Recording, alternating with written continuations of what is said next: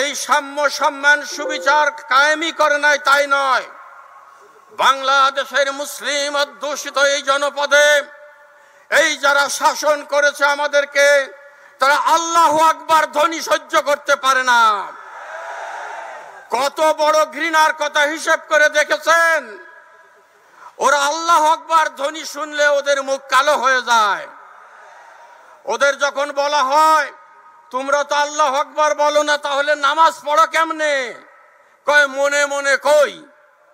যারা মনে এক কথা মুখে আর এক কথা, তাদের নাম কি?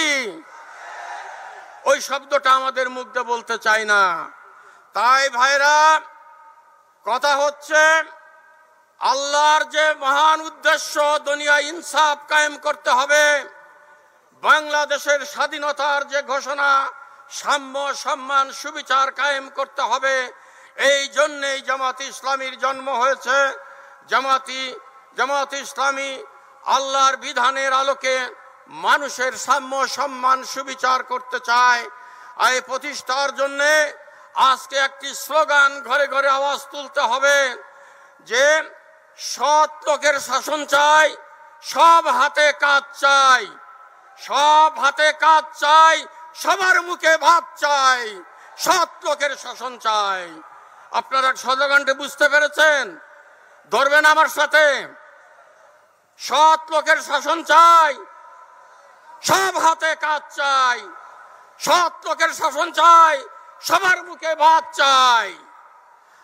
আর শেষ কথা হলো, একটা প্রতিজ্ঞা নিজেরা করতে হবে, অন্যায় করব না, অন্যায়কে সমর্থন করব না, অন্যায় করব না, অন্যায় বরদাস্ত করব না।